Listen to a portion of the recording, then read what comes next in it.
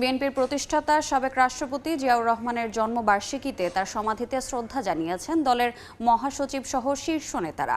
সকাল থেকেই রাজধানীর বিভিন্ন স্থান থেকে মিছিল নিয়ে চন্দ্রিমা উদ্যানে আসতে থাকেন বিভিন্ন ইউনিটের নেতাকর্মীরা। পরে বেলা 11টার দিকে শীর্ষ নেতাদের নিয়ে সমাধিতে ফুল দেন মির্জা ফখরুল ইসলাম আলমগীর।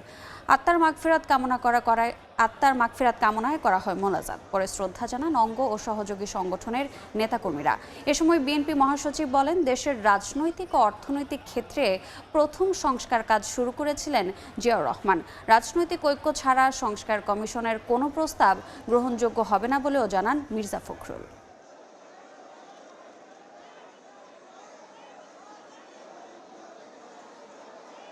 সংস্কার এবং নির্বাচনের মধ্যে কোনো বিরোধ নেই। সংস্কারও চলবে, নির্বাচন হবে এবং যে সরকার আসবে, যে দল সরকারে আসবে তারা সেই সংস্কারগুলোকে এগিয়ে নিয়ে যাবে। আমরা আমাদের দলের পক্ষ থেকে আমরা পরিষ্কার করে বলতে পারি যে আমরা প্রতিটি সংস্কারকে এগিয়ে নিয়ে যাব। সরকার যেটা বলেছে এবং যে পরিকল্পনা করেছে, যে রিপোর্টগুলো পাওয়ার পর রাজনৈতিক দলগুলোর সঙ্গে আলোচনা করবে, তারপরেই সিদ্ধান্ত হবে এবং ঐক্যমত ছাড়া কোনোটাই গ্রহণযোগ্য হবে না।